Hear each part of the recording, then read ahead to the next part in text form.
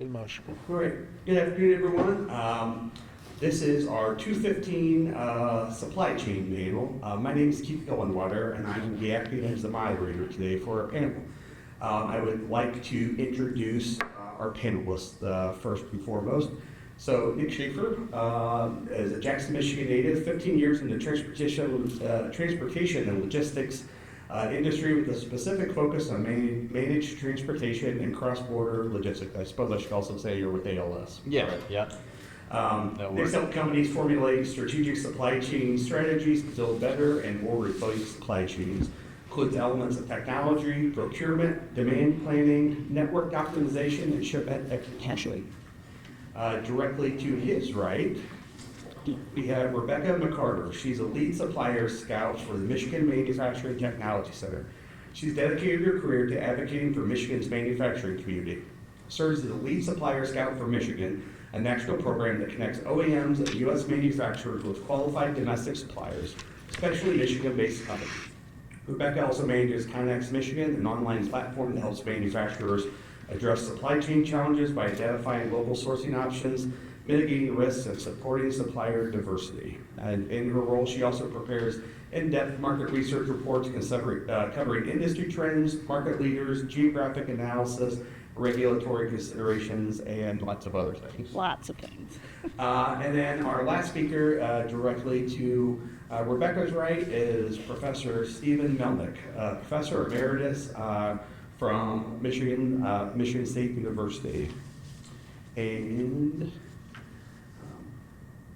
Stephen's a professor of supply chain management at Michigan State University. He has co-authored 25 books, over 100 refereed journal articles, and over 300 practitioner articles. His research focus includes buyer-supplier relationships as viewed from the supplier's perspective, supply chain risk and resilience, strategic supply chain management, supply chain cybersecurity, and certified management standards. From 2014 to 2016, Dr. Melnick was a member of the APEX Board of Directors. From 2017 to 2019, he had a joint appointment from the University of Newcastle in Australia, where he was the Newcastle Global Innovation Chair in Supply Chain Management. And in 2017, the Academy of Management, the Operations Supply Chain Division recognized Dr. Melnick as a distinguished scholar in the field. In 2018, Dr. Melnick received the Withrow Teacher Scholar Award from the Eli Broad School of Business at Michigan State University in recognition of his work as both a researcher and a teacher, and has held appointments at Cranfield, Cambridge, Erasmus University in the Netherlands, and the University of Newcastle, and is currently part of the DBX initiative sponsored by the DoD, a research initiative in support of the CHIPS Act. Dr. Melnick is recognized for his ability to bridge a gap between theory and practice, and since retiring is now part of the Executive Development Department at Michigan State University. So please welcome me in joining our panelists for supply chain today.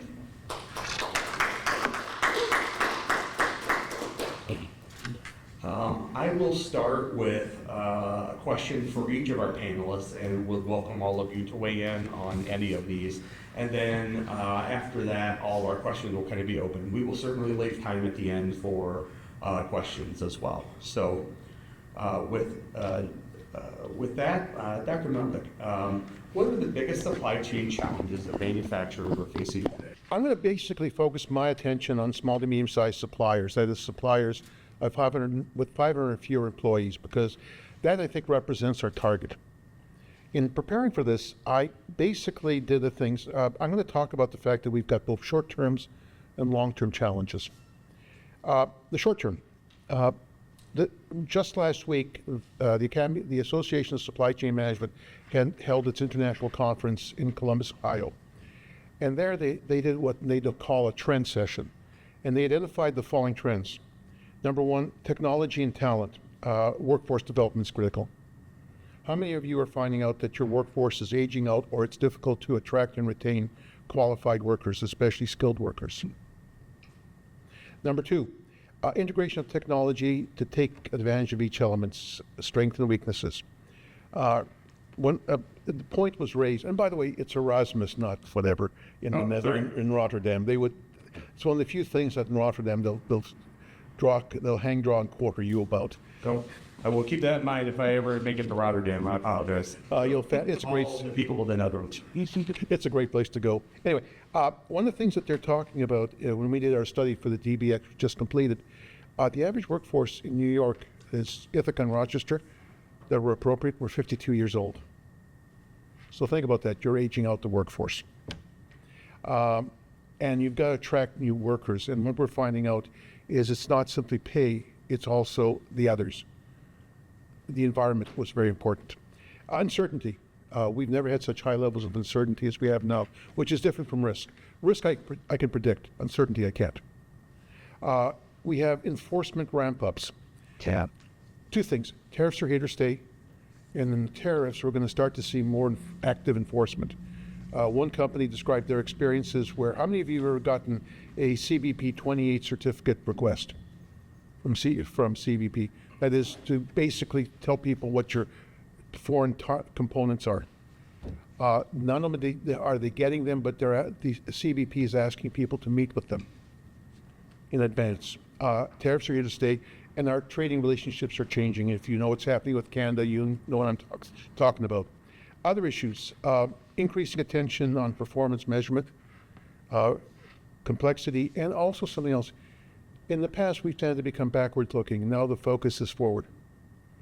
Long-term perspective, and I'll be done because my wife tells me I talk too much. That's why I'm a professor. I was a professor. We have to manage both sides of the supply chain, not only internally, but beyond the supply chain. How many of you have companies in which you find your supply chain people are really able to effectively interact with marketing engineering?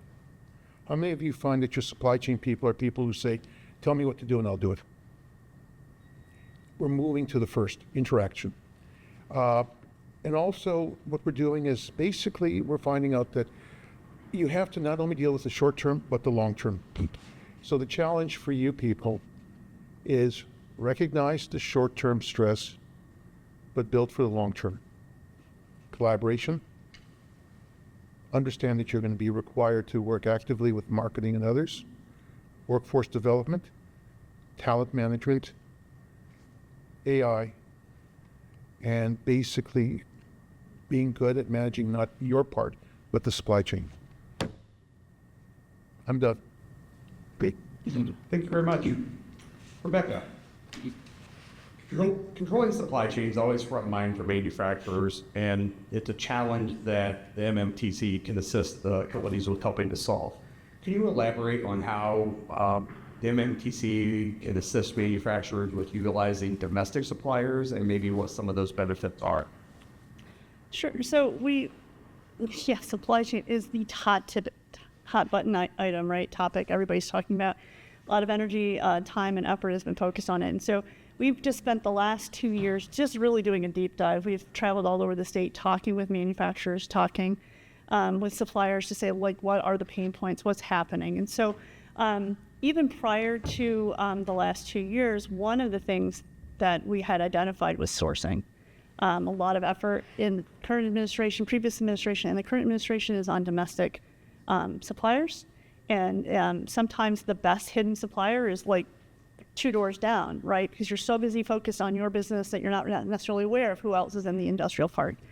And so we have been in support with the state of Michigan on business attraction and retention. So somebody's coming to the state, they want to look for a supplier, they come through us because we know the manufacturers and we're like, hey, yes, we have manufacturers in Michigan who can support the supply chain.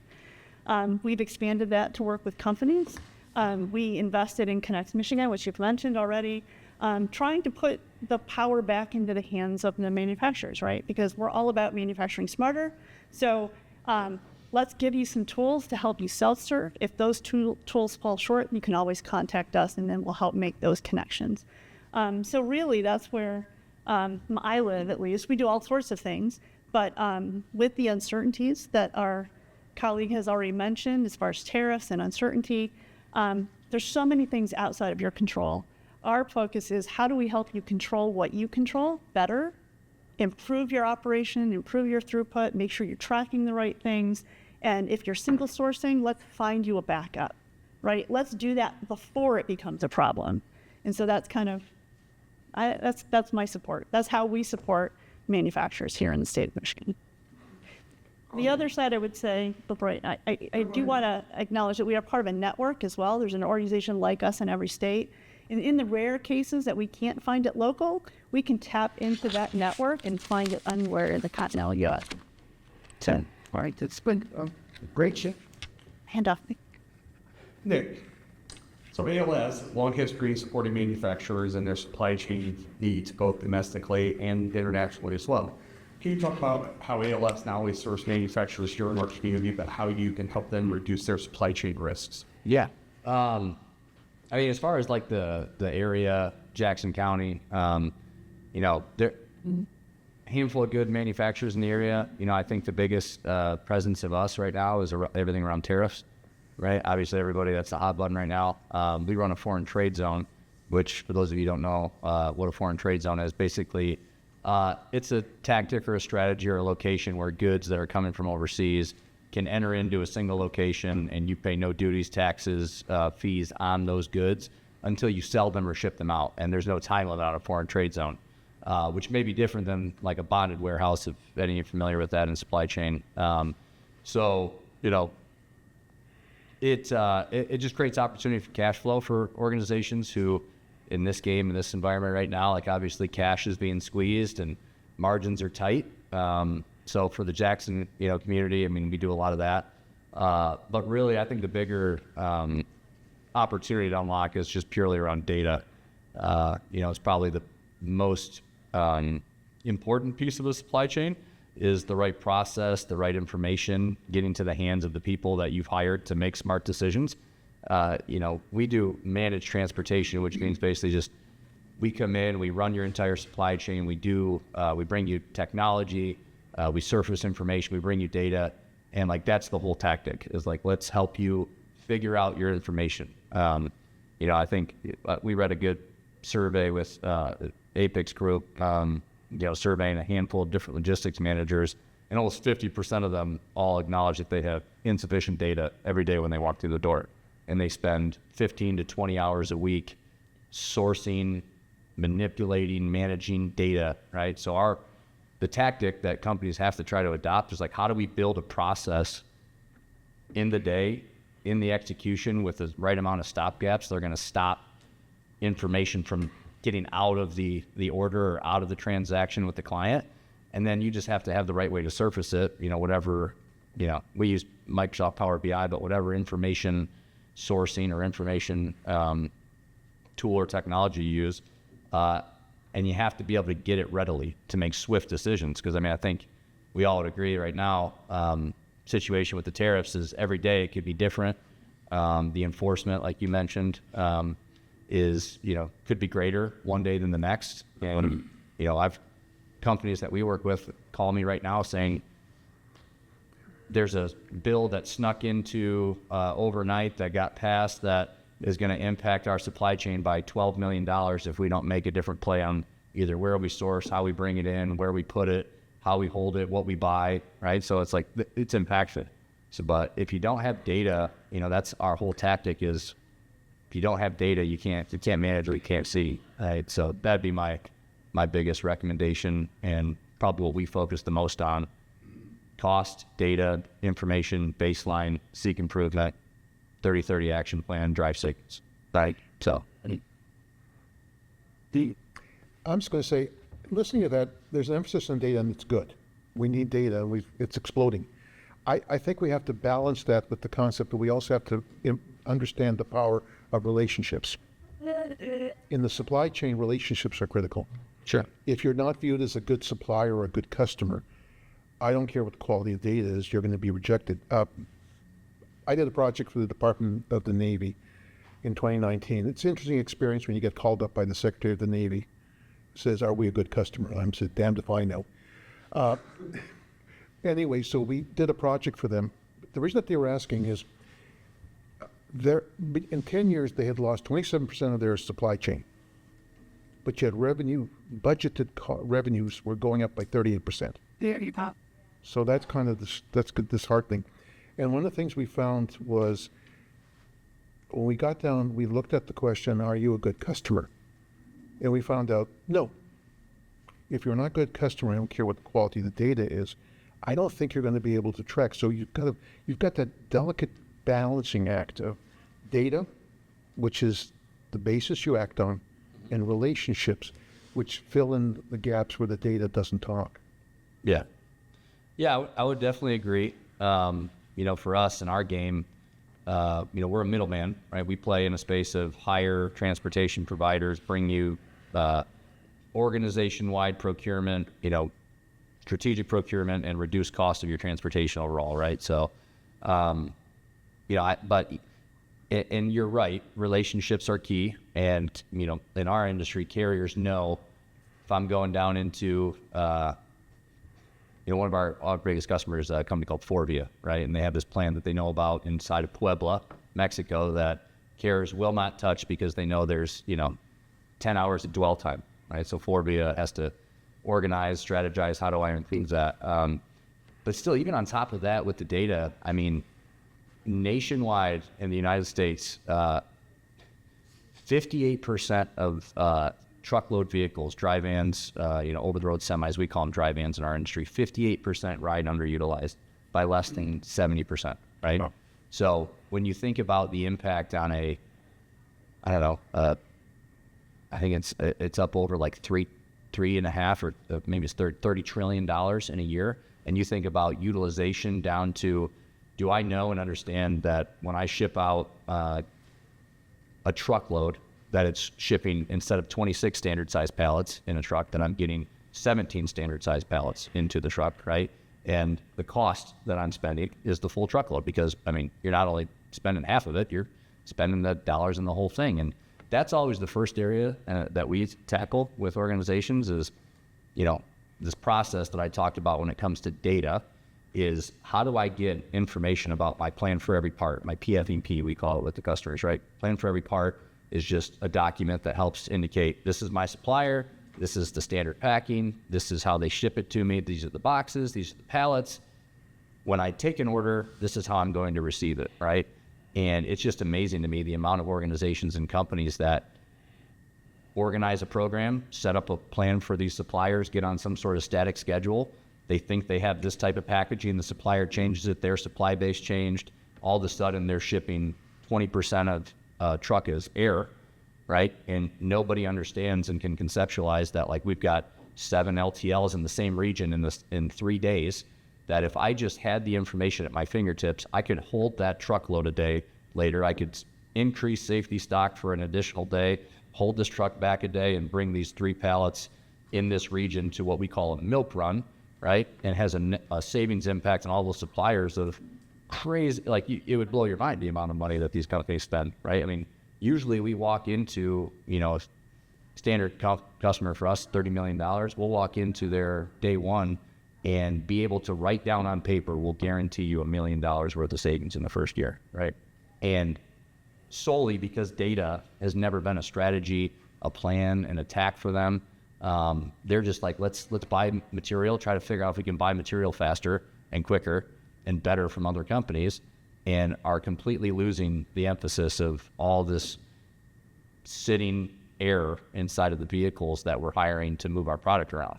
So I'm still a huge advocate of data. You're not wrong in the importance of the relationship. I mean, you know, we would be nothing in our business if it weren't for our relationships with carriers. We dedicate an entire division, vice president, directors, just for the focus of generating relationships with our supply base, so that we can be effective when the customer comes calling. So, Well, you guys skipped ahead on one of my questions. One of my questions was, what role does data and analytics play in improving efficiency? So, Yeah. I'll ask the second half of that, or the first half of that question then. So, I mean, you kind of touched on this. What role does technology play in supply chain management? Obviously, you've hit on that. Is there anything else that anyone would like to add? This is a general question, so. Yeah. First of all, I have the perspective of, I'm retired, which means I was at state for 44 years. 44 of the weirdest years of my life. But I was at state. But one of the things I've seen is a number of technologies come and go. And every time I've seen a technology which advertises itself as the next best. So what have I come to learn?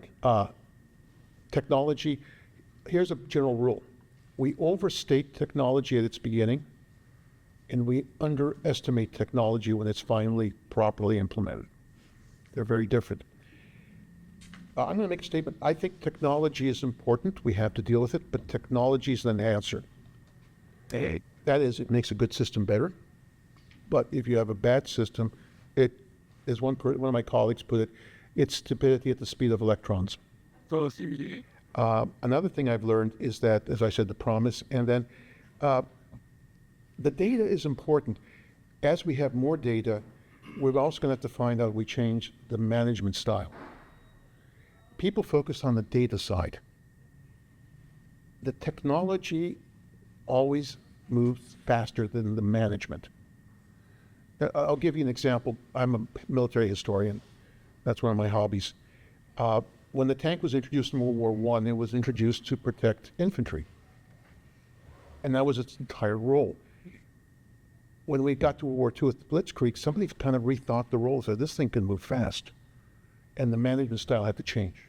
So I think one of the things you're starting to pick up is we're getting more data. By the way, let's also be honest, the data is also confusing. We're getting more data. Some of the data is incomplete. There's conflicting data, and sometimes there's even missing data. Yeah. So you not only have to have the data, you also have to have the management style. And the real advance occurs when great data is paired with appropriate management skills. So that's kind of my soapbox. And I'll stand at it and die. Instead of dying, I'm dying alone. I mean, technology is a tool like every other tool. So you've got lean tools, you've got technology tools. You know, again, you can fail at the speed of light if your data is not good. So you want to make sure that you're measuring the right things, that you have accurate data in real time, and that you're measuring the things you're going to be acting on. If you're spending a lot of time tracking something that isn't going to influence a decision, why are you tracking it? Doesn't mean it's bad to track, but understand what you're tracking and why, and what that information is going to do for you. And I think I love what you do, and I think there's money that people leave on the table because they just don't know. Correct. And that's why you need experts like you to come in and say, we can help manage that. And that's why we exist, right? Because you're so busy working on the fires in the business that you can't work on the business. And so we can come in and just be an extra pair of hands, or sometimes a sounding board, right? And making sure that you get planning in place. When we went around and talked to companies about supply chain, we were surprised that they started at sourcing and they ended at logistics. Yeah. And you're like, but there's a whole world around that, beyond that. Well, what about returns? Well, we don't do returns. So what do you do when you send a bad part? Oh, we just send them another one. Okay, where are you tracking that? Oh, we don't track that. That's just, okay, we need to understand how much money is being spent by sending a replacement or sending a technician to fix it, or whatever that solution is. And are you tracking that anywhere? Because what if you spent 3 times as much as it would have taken you just to resolve the issue that caused it to be bad in the first place? So data is important. Understanding your own data is important. Knowing what you're going to do with the data is important.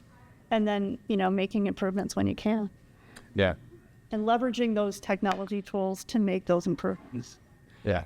We're undergoing in our company right now quite the transformation when it comes to technology. I mean, hit it on the head that, there's just emerging technology all the time. And it pops up and everybody thinks it's the greatest thing, and then it goes away and it's not doing the job you thought it was. It's purely, it's not the process.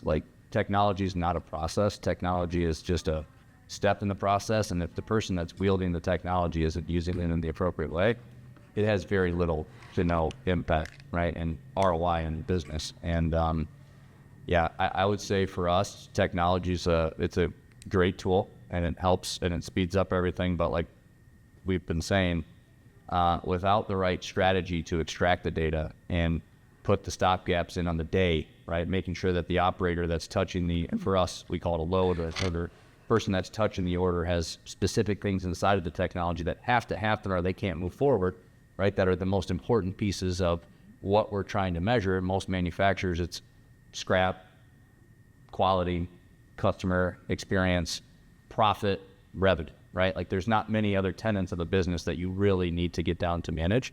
But if you don't figure out at the beginning, okay, these are the company-based goals, okay, this next level is going to be managed to this set of scorecard, and at the ground level, this person is threaded with all of those goals, right? That's where we find companies have the biggest failure. Okay? So, When just kind of piggybacking off that question, what does it look like for AI adoption in supply chain management? Is that, I assume, much like in every industry, that is the big topic. I mean, I was at a conference last week, and three or four sessions were dedicated to economic development. How do you use AI tools to help you in your job on these kinds of things? And so, what does that look like in supply chain right now? you can't unlock the power of it without the right information. Is the thing I would say, right? And that's why we're so hell-bent on data, helping companies build strategies around extracting information for the business, because AI is an awesome tool, right? It's great for literally anything that you're going to do in a day. Our sales reps, we've adopted it. Quick insights, find me information about this person, this activity, this company, what's relevant information that gets you instantaneous action, right? But if you don't have information, like a lot of companies don't, they can't unlock the power of AI and artificial intelligence. But, we're talking about, in our business, right, and I talk about managed transportation, but before ALS was doing managed transportation, we were just doing transactional. Call me up, pick up a truckload, and here's your rate, here's what we pay the carrier, we make the money on the difference, and we deliver it to, the customer. In that world, right, AI is doing so much for some companies to the point where a human doesn't even have to interact with the order, right? They're sourcing tools that customer sends an email, screen scrapes the information, grabs it, extracts it, puts it into an order, posts it onto these load boards where all these carriers are. The carrier can go on and bid on the load, say, yes, I want to take that load, extract that from the carrier, demand that they put the information into the order. It gets down to the TMS, transportation management system that we use, right? It sends the bill lading back to the shipper.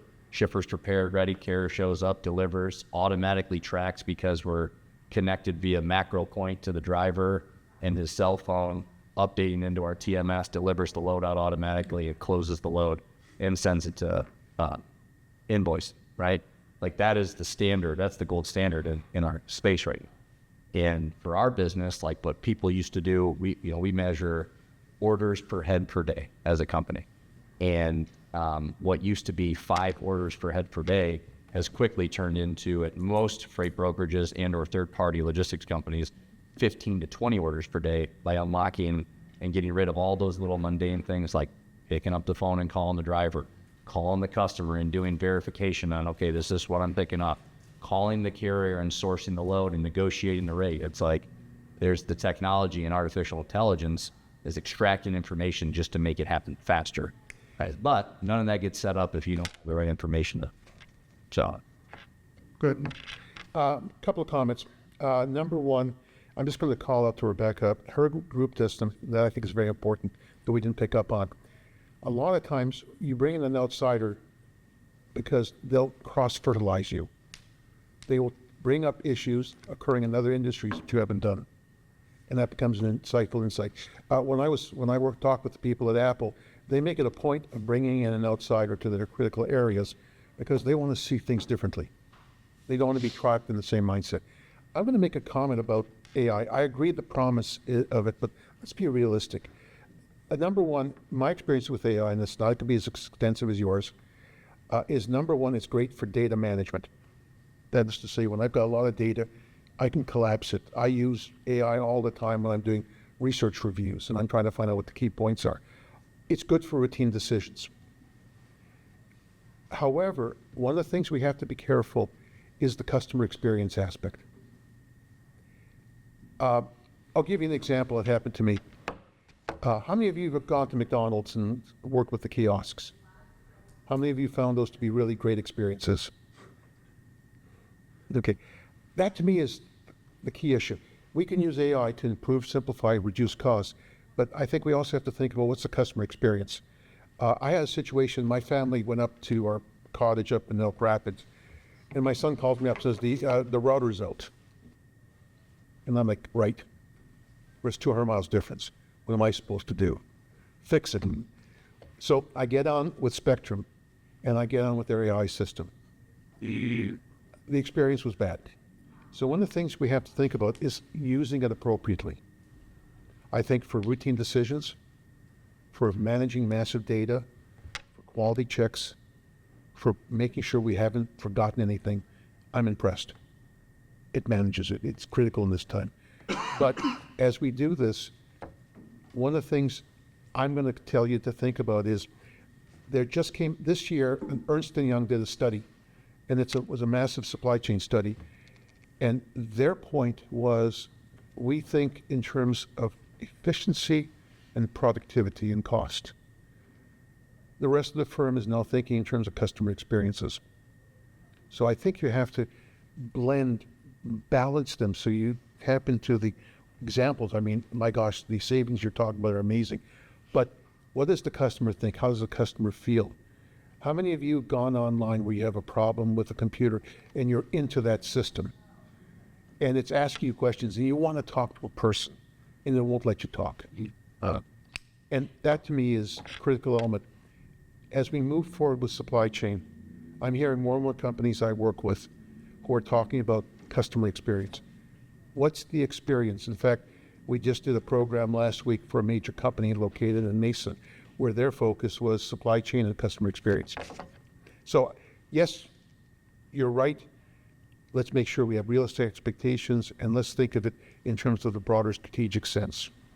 I've got to be different. Well, I'm a professor. And again, AI is a tool, right? Like any tool. And so the old joke is if you're a hammer salesman, then every solution is a hammer, right? AI can't be the solution to everything. It can't. And we shouldn't want it to be. But it's a great time saver for standardization. Like, Yep. hey, review that, create a purchase order for me. That's something I don't have to manually do. Great.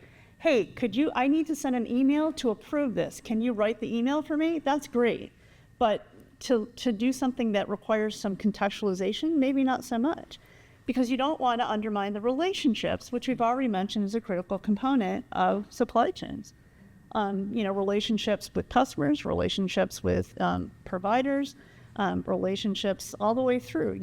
Half the time, when we first launched our market research division, it was because, hey, I never had to do sales. My phone always rang. But then the guy who always called me retired. And I don't know who else to call at the company because it was based on the relationships. So you're always maintaining those. So if you could utilize AI to do some of that regular stuff that's just repetitive, Yep. so that you can go out and establish and refine those relationships, then it's a great tool, isn't it? But not necessarily to do some of the heavy lifting. That was going to be probably my biggest point, was that I would agree that the relationship, that's the beauty of this thing. It's always cyclical, right? Mm-hmm. This AI comes up and everybody thinks it's the greatest thing. And it's like, oh God, we're not talking to anybody anymore. We better start talking to people again, right? I do still think, though, that's very industry specific. Like when you're talking about speed of transaction, fulfillment, speed of fulfillment, what your buyer or the person that you're doing business with, what they value, I would agree, right? Most of the time, if you're dealing with the business to business, you have to be focused on relationships. Maybe a little different when you're dealing with consumers. A lot of consumers want to be fast these days. The Amazon effect is very real, and fulfillment speed is still very important in the retail space. Mm-hmm. For us, we don't do a lot of retail. We do a lot of manufacturing.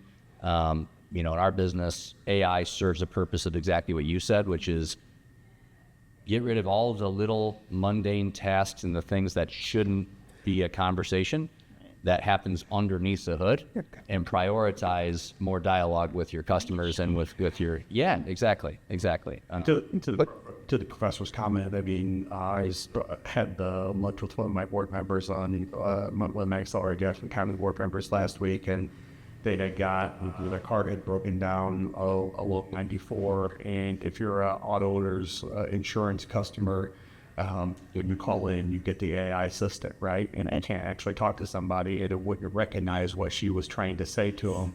And so she ended up hanging up, calling her husband, leaving her car at the side of the road until they could get. She ended up calling the tow truck on her own, and all this kind of stuff, to the point. And You know, it's so kind of back to your comment on building those relationships, and we've all had that frustrating experience of dealing with the AI assistant, whether it's that or the online chat, and you're like, can somebody just give me somebody to talk to, because I could solve this in Right. 30 seconds. Right. Yep. So I get that.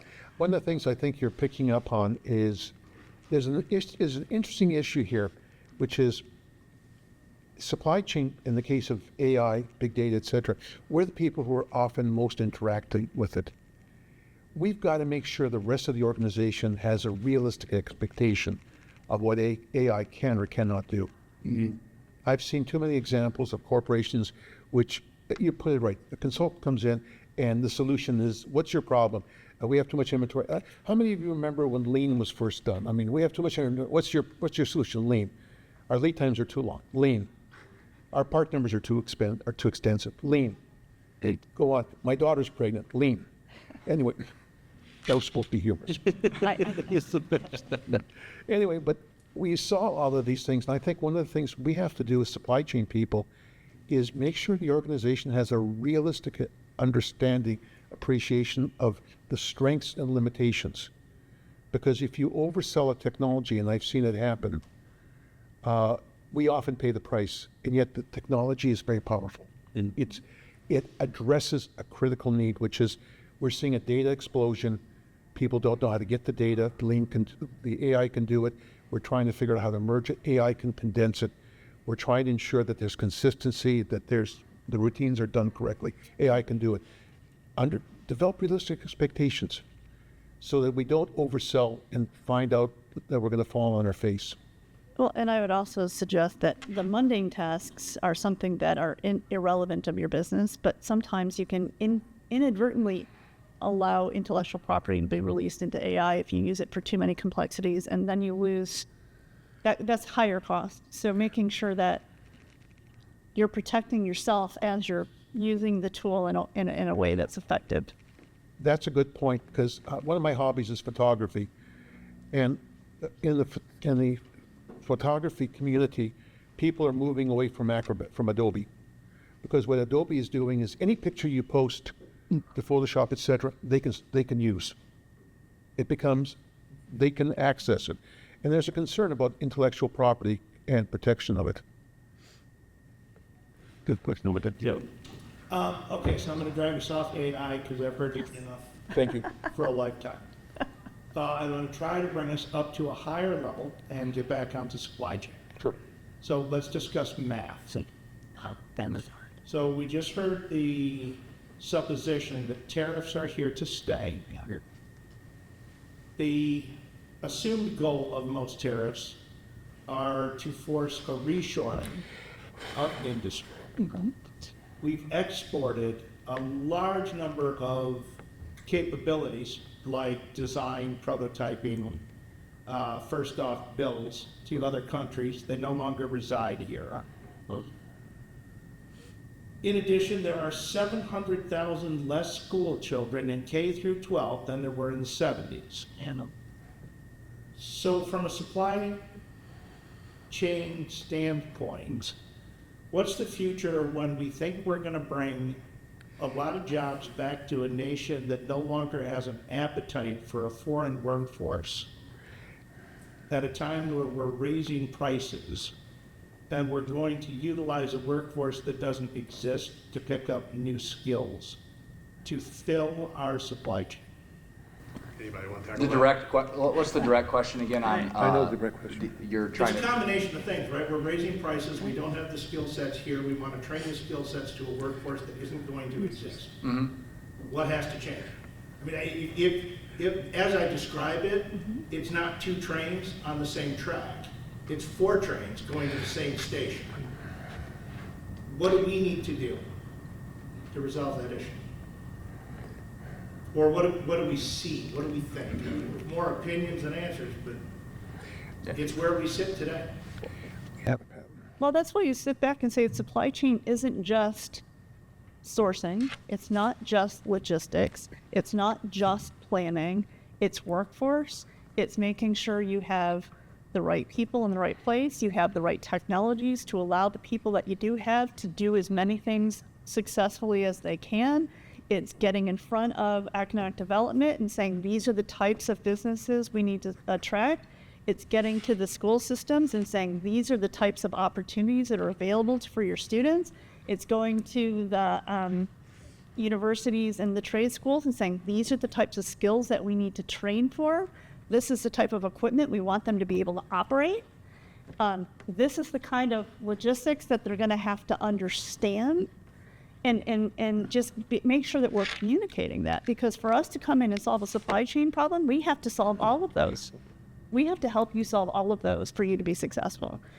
We've spent, like I said, the last 2 years we've spent diving in. We've produced a report. It's all going to get brought up to the current administration. And in that report were a ton of recommendations. Like, look, if we're going to reshore, we're going to have to reestablish entire industries that we've let disappear. We can't possibly invest in all of them, U.S. government. So what are the things that we think are the most critical? Which are the things that have the opportunity to serve both our Defense Department and our commercial industries?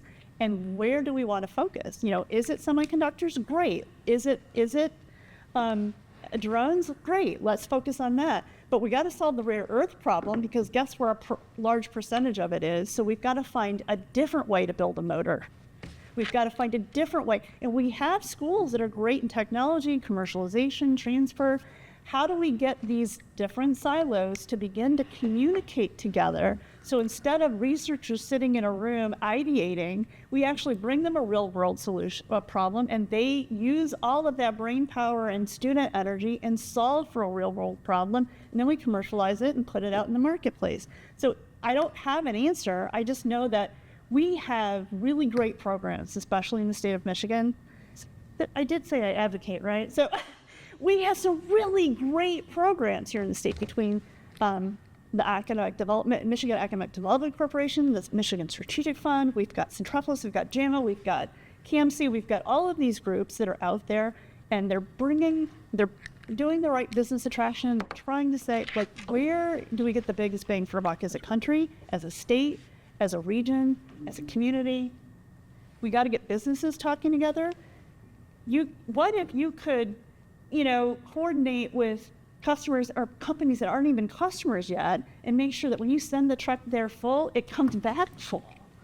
And that's stuff that you guys do all the time. Yep. But what if we did that on the procurement side? Because, the small guys can't get U.S. steel because they only need this much of it, and the big guys buy it all up. But what if we got a bunch of little guys and we all bought it together? But then we have to store it someplace until we can parse it up. It's your FTZ, so maybe that's a solution. Mm-hmm. Yeah. With other solutions as well. It's going to take all of us working together, I think, to really solve that. That's my 2 cents. Okay, or 5 cents Canadian, whichever the case is. I'm going to take a very different perspective. Number one, this is one of the best examples. The questions you asked is one of the best examples where I can see where there's a need for government intervention. I don't think the private industry by itself is going to solve it. We need to have a partnership working actively between at least 3 pillars. We need government, we need industry, and we need the EDOs, economic development, or NGOs, which are working together. We need those 3 working together. Number 2, we can't do everything at once. What we have to do, what we must do, is identify critical sectors, the ones that are essential, and focus on those. Not only that, we need successes. The challenge has created problems. My experience has been, if you want people to get enthused, you have to have early successes. An example of this stuff is really working. If you don't have that, people get away. Number 3, we have to create awareness of needs. I'm going to give you the example. Right now, we have a workforce shortage. That is something that we have to address head on. And we have to address it because we need skilled workers. Not people who are going to run the machines like they used to do it, up in Lansing or whatever. We need people who can do the higher levels, higher order issues. That means we have to get people in. One of the things I want to give you to think about is what they're doing in Germany and what I see happening in Canada, where people are being induced to take trades. For example, if you're in Germany and you're going to pivot from working in an industry which is dying to that, the government helps you by means of supporting you. It's not simply giving you free access. They give you support, because if you have a family, it's very difficult to pivot. And I think the issue that you're going to pick up is this is a good time. The latest issue, The Economist, points out that guess which sector is now experiencing some of the highest unemployment rates. Ready for this? Recently graduated college students. They don't have the right skills. Number four, create incentives. He pointed out, I spent 2 years in Australia. That's where I learned to love coffee and hate Starbucks. It's not good coffee. You don't know whether you use it for sheep dip or cleaning your tools. But one of the things that they do in Australia, which I thought was brilliant, is they have loans. And if you are in a sector area, which is a needs sector, they will either discount the loan or they'll give you support. And that becomes very attractive. Students today need jobs. And that issue, and the final thing is, we have to identify the key challenges for people. Has this been done before? Yes. 1940. How many of you have heard of the arsenal of democracy concept? If you haven't, read about it. The United States basically beat Germany and Japan through its ability to outproduce them. And that was an example of addressing issues of that nature. And we don't have an arsenal of democracy right now. In my work with the Department of Defense, I find people talking all the time about the fact that the arsenal of democracy is missing. We don't have someone who understands relationships, who can work with organizations, who can meld things towards a common goal. And unless we do that, we're going to basically... There was a Canadian author by the name of Stephen Leacock who was a humorist, and he wrote a book, and then he described the character, said he threw himself out of the room into the hallway. He threw himself out of the hallway out of the door. He got on his horse and he rode off in all directions. That's what we're doing. We're riding off in all directions. If we're going to be successful, we've got to have focus, criticality, incentives, and a plan. And right now, we've got a bomb that's been dropped, tariffs, and we don't have everything else. So Yeah. The question, I'll return your question with a question, which is, do you think that what we're dealing with right now is outrageously unique from Historia centuries ago and decades ago? And Professor, sorry, but you've been seeing this for a while now, right? I'm that age. Yeah. Do you think that Great questions. Yeah. Do you think this is overly unique to the situation that we're in from history? And I think there's different vantage points on this. I think the mere math of the workforce that we have to leverage is completely Sure. availability of workforce. Now, I agree with the alignment. We're training our kids to do some of the wrong things, so there's Yes. a little bit of it. I don't think we know what the jobs of the future look like. Yes, we do, though. I don't think collectively we do, because colleges are still training kids. Yeah, okay. Let me tell you why that's wrong. Let me tell you why you've got that problem. I retired because when I got to Michigan State, I was lucky in the sense when I got to State, I had some of the leading people in supply chain in my department. Don Barsox, Bob Monska, Phil Carter, and John Hoagland. And they told me, work with industry. What we've done now is universities have now been incentivized to measure productivity. So you know how they measure productivity? Are you publishing in top-tier journals? Guess what? Top-tier journals are not motivated by industry, in my case, interests.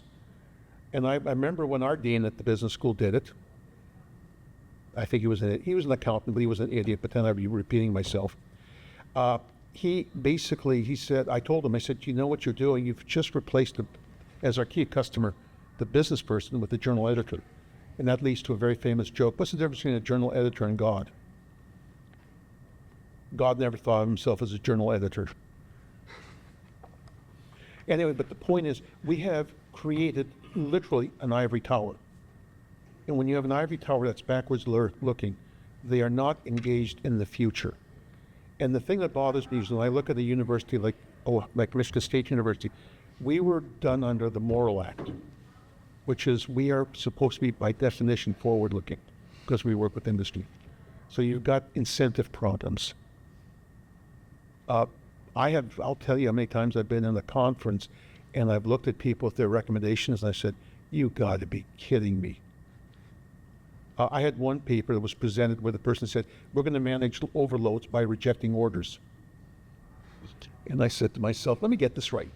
We've promised the customer can agree on it, and we've committed to it, but you're going to reject. We don't have the capacity. Okay, that doesn't make sense. It got accepted for publication. Doesn't make sense. Anyway, Yeah, to get back to, yes. Yeah. I think right now leveraging workforce is a problem we've not experienced historically. And I'll leave the AI that we mentioned so much, and we idle 30 to 50% of the workforce. I don't think there's a one-for-one matchup, but that's down the road right now. I think we're heading towards a point where we're attempting to create jobs where there are not people to take. Yeah. Then my concern is that we stall. Yeah. All of the stuff that we started moving stalls as a result. I think so.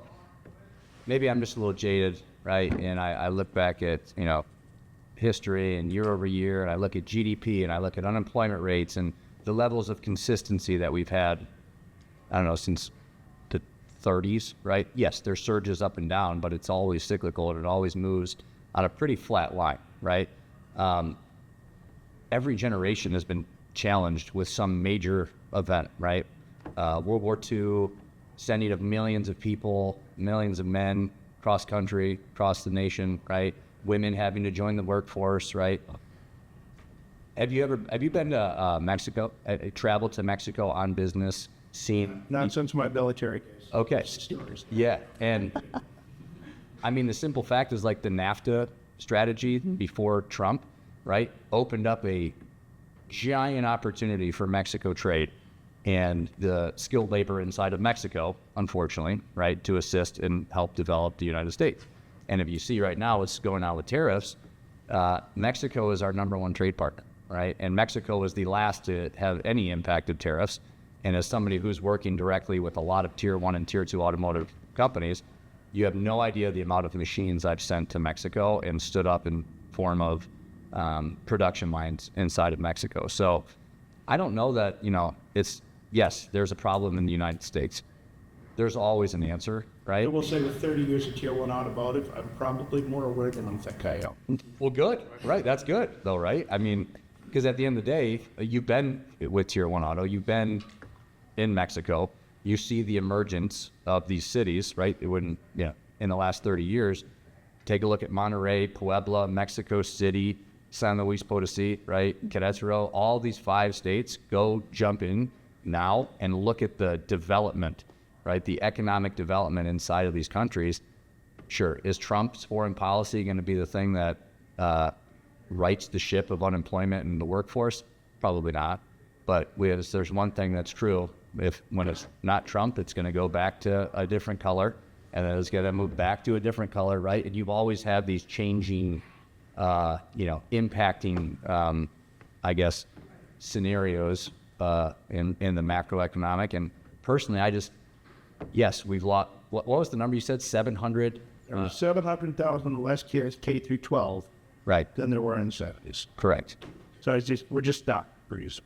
Right.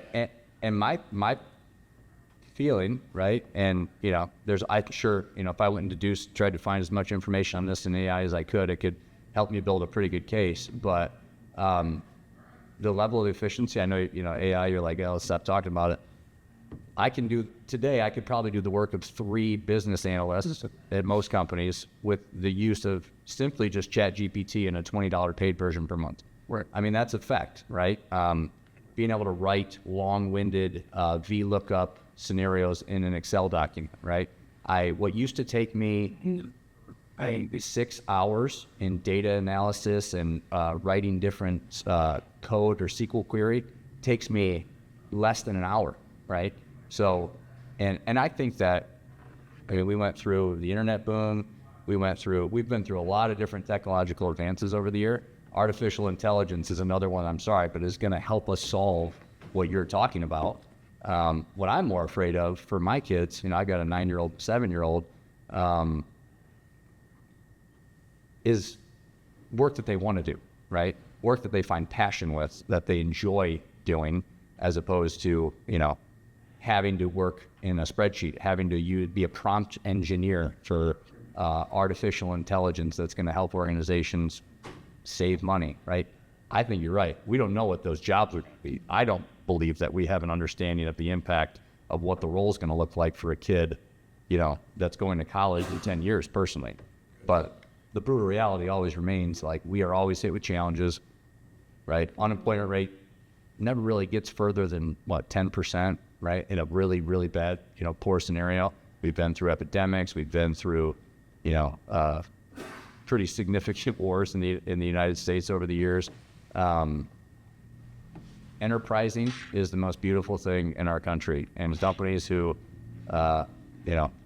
in free trade, free economy, the ability to develop and solve that problem. I just have a unique faith that I think is going to, unfortunately, artificial intelligence is going to be a huge source of our.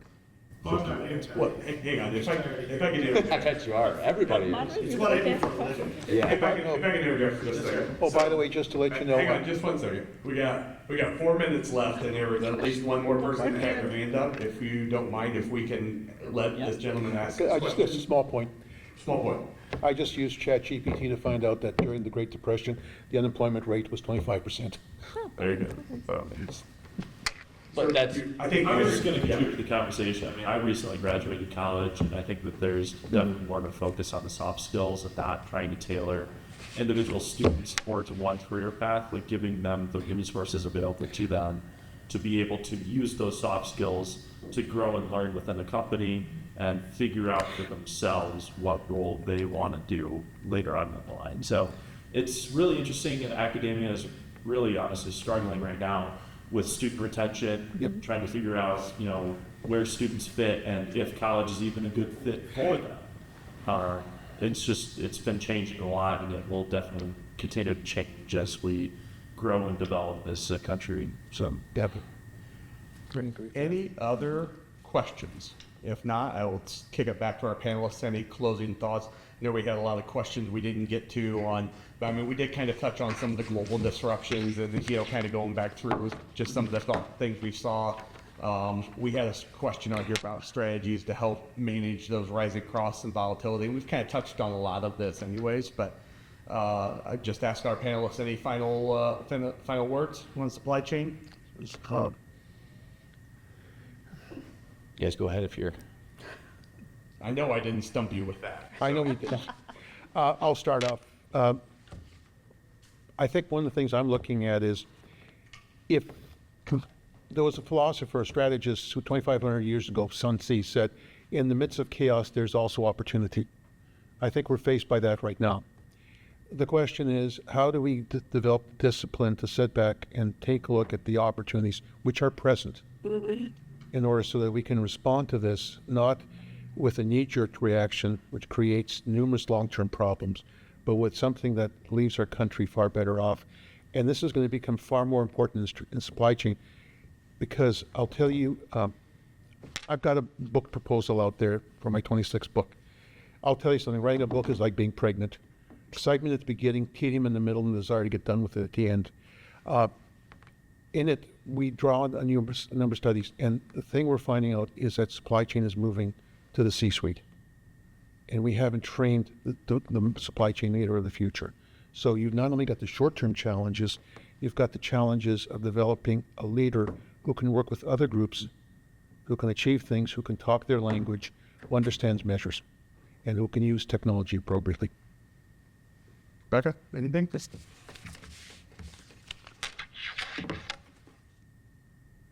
You haven't stumped me. I'm thinking about how to word it. Sorry. We can come back to this. Yes, anything? I mean, we're entering a place in the workforce where,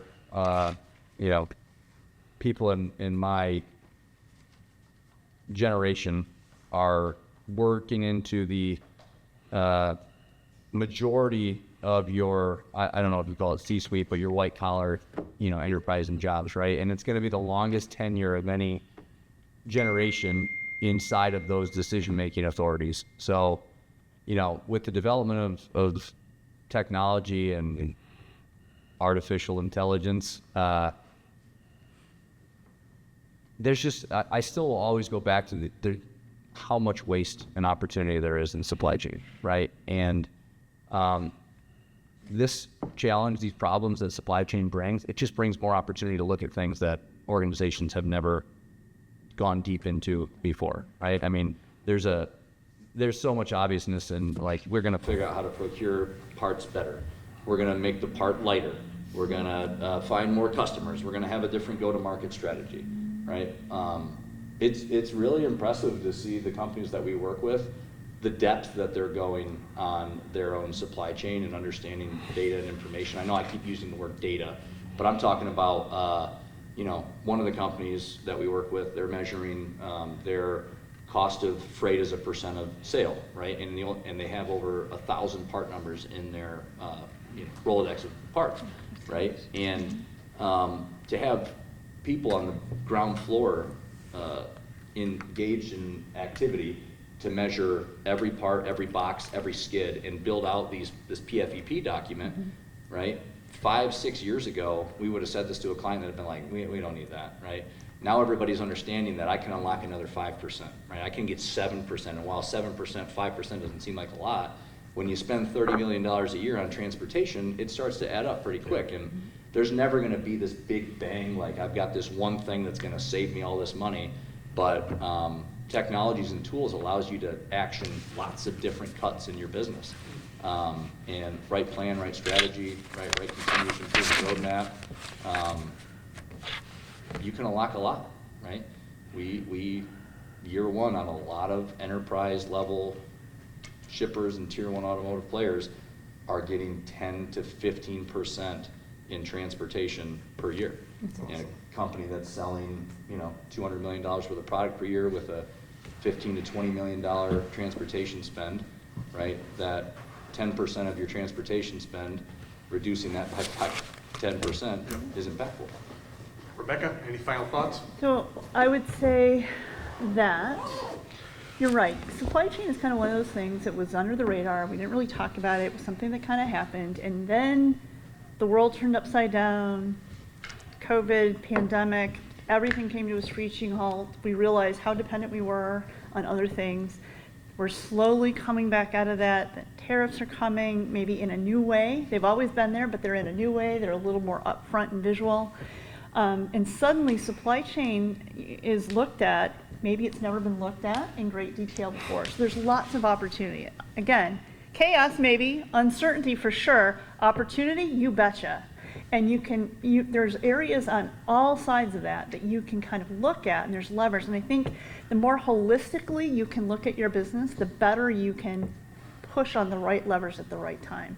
Because one of the things we talked about in class, we have a class that we offer, and about planning, and the company, this company came and said, yeah, we put together a 5-year plan, we had identified where we were going to grow, and then one of the critical suppliers that we needed for that growth said, no, we don't want to do that. We're actually exiting the business, and we're not sure we're going to sell it. And anyway, it's just all of those things. Like, you can have the best plan in the world, but if you're not communicating to the players in that plan and helping them understand their role and responsibility and how you're going to work together and grow and do the thing, and they're not interested, you can undermine your plan. So it's just understanding that, like, oh, ESG is a big deal. Okay, so we're going to change all of our suppliers so that we're more sustainable, except that causes a quality issue because now the material doesn't run through the machine the right way. So it's understanding that you don't do anything in a vacuum. It's like the decisions you make in your supply chain have ramifications on your profitability, on your efficiency, on all of those things, on your employee satisfaction. Customer experience. Customer experience. So if you think retaining of workers are bad now, and then you go and manipulate something and inadvertently cause a bad customer experience for them, now you've just tripled your impact in a way that you weren't hoping for. So it's just understanding from a holistic viewpoint. You can make some changes, but what are what did those changes do, and making sure that whatever change you're making is leveling the whole company up. Thank you very much. I appreciate it. 5 minutes over and our So next sorry. panel standing outside. All right. Please join me in thanking our panelists for a round of applause. Thank you.